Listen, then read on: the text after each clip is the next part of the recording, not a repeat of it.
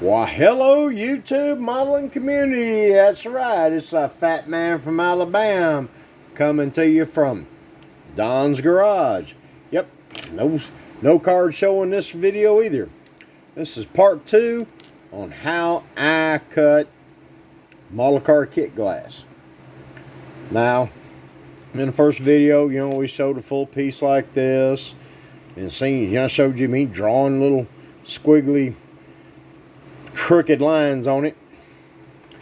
Alright, what I do, as I said, I've cut this side off. I took my snap blade knife and I cleaned the edges off a little bit just by angling the blade back towards the item and just giving it a slow drag, not a lot of pressure. That way I just clean the edge off. I don't stop the blade and hurt something or break it and run it off into my finger and then it's stripped to the emergency room. And I don't like doctors. If you're a doctor watching, my apologies, but my channel, I'll speak my truth. But there that piece is, cut off. Clean the edges up a little bit. I don't want to get too carried away because I'm going to cut some more of this off. I will actually take it off with the Dremel tool. Like I said, this video is just showing you what I do to cut the glass. This one here, I will simply cut it off. Cut the two pieces off relatively flush with through here. Then I will do a little sanding, rounding edges and stuff like that with some polishing blocks that I currently do not have. I'll pick up tomorrow. I'm not really prepared for this video like I thought I was, guys. Sorry. But I'll do that and work, like I said, work the corners. This concerns me. This real sharp corner here. This is probably going to take a little work to get the glass to fit nice and snug inside the cab to where I don't get a gap or anything like that. It seems to fit fairly decent. And also, with doing this, getting rid of those runners, I get a nice clean look at the headliner. The benefits for cutting the glass up is, A, it's going to fit. Well, at least in this project, I'm actually going to get the glass to fit in the car. Secondly, I get to put it in one piece at a time.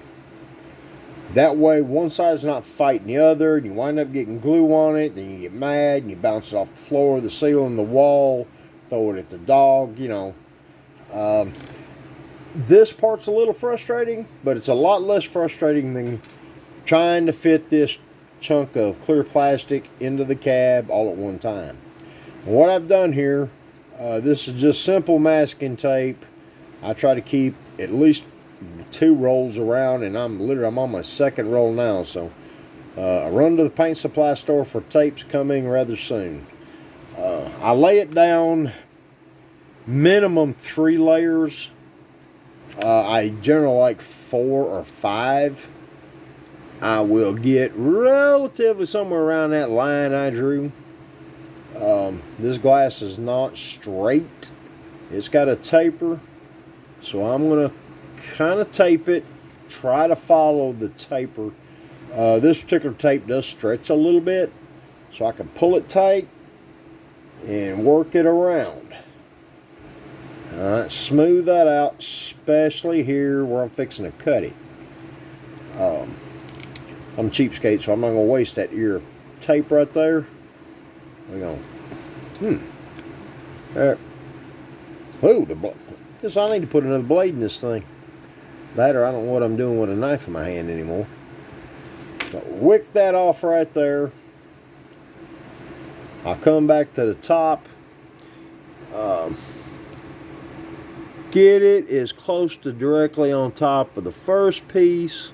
What I'm doing here is I'm building an edge to run my saw along. So I'm not, basically doing a blind cut. If you've ever had to cut wood with a hand, especially a handsaw, getting it started is half the battle. When we've done that, I did, before I fired the camera back up, tear off a few pieces of tape, save time. Of course, I know how exciting it is watching someone put down some tape. You know, that's right up here with the Super Bowl, ain't it, fellas? I guess, I don't know. Anyway, what we're going to do, in the essence of time, is I'm going to try to do this. Well, actually, I'm going to have enough so I can get 4 layers on it. That should be plenty of an edge. I think this side was done with maybe 5. So, 5 work, we'll try 4. Yeah, that blade get a little dull. I usually go right through it. But anyway. We're lined up. Pull tight. There it is. Now I've got a nice little edge to work. Where's my saw? See? See? Saw? Alright, some of y'all just got that Three Stooges reference. Some of you might not have. Anyway, give it a nice little drag. This is your, what I would call the score line. You know, that way you've got an edge, you've got a groove now for the saw to work in. It's also where you want to cut it. Generally, because I've got this big rounded arch right there, after I get a couple of passes all the way,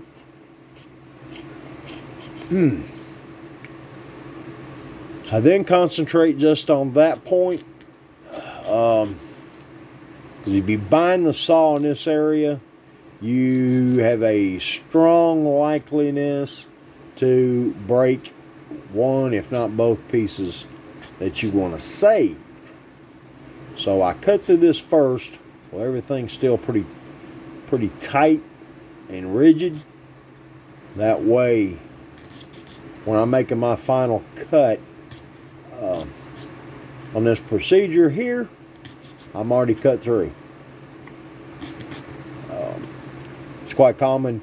This little tape trick I did on this, I use often when I'm wanting to put a body line where there's not one in existence. I will draw the line out on the body the best I can, and then I will stack tape along that line straighter than what I drew, but enough to where I've got a way to scribe in the new body line I'm trying to create. And oof, it'll be a trip to the hobby store tomorrow to get a saw blade. But you kind of get the picture of what I'm doing here. I will do the same thing to cut the straight line across this area. Then well, I kind of rubbed it off over here. Anyway, I'll put the back glass in, line it up using these marks, and I'll retrace this side, and that'll give me a good reference of, I don't want to cut it all the way down to here, simply because this right here, if I leave a little bit of this roll in it, it'll help locate it in the top of the car better. Same thing on the side windows, or the opera windows, is I'm going to cut it. Oh, this thing, I need a background. I'm going to cut it off right somewhere in this neighborhood, up and over. I'm going to leave this top edge. That again will help me locate it up and down in the roof of the car. That way, it'll also help it not twist this way or that way. It'll go up in. My only concern then will be forward or backwards. That I'll probably use a piece of tape to kind of give me a locate point to where I won't make a wrong move either direction. And that's about it. I'll take a polishing sponge like this.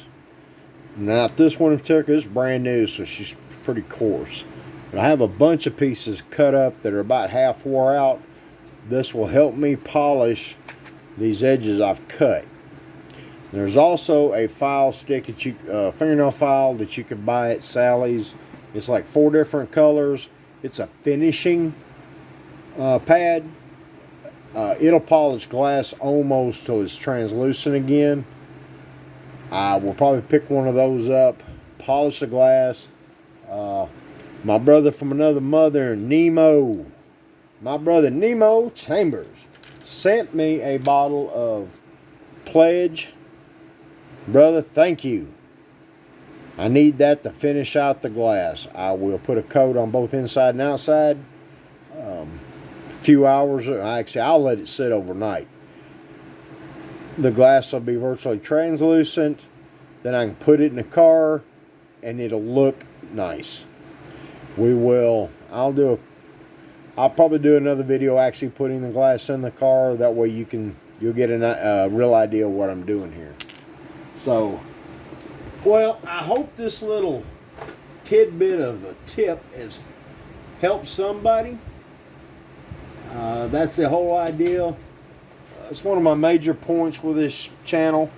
It's just helping guys out. I mean, we all get stalled or hung up on something. It's not that the only person I'm better than today is a person I was yesterday. And that only happens if I don't go out into town. But thank you all my loyal subscribers and viewers. Thank you all very much. If you've got a shop card and you haven't gotten one of mine, there it is, guys. There's the email address. Email me at that address. Put shop card in the subject matter, and we can swap shop cards. I check my email about twice a day, so I usually catch it within, say, 12, 24 hours that you send it. So, guys, appreciate y'all very much. You've helped me get out of the dark space in my head and got me back at the table wanting to figure out how to make this arm work to paint.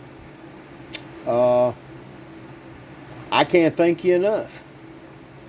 So, that being said, there's more tips coming. Techniques, ideas. I'm going to be on here asking y'all to help me out too. I watch many videos and I get ideas. I'm looking at them going, yeah. Wanted to do that forever. Never thought of doing it that way. See, none of us know it all.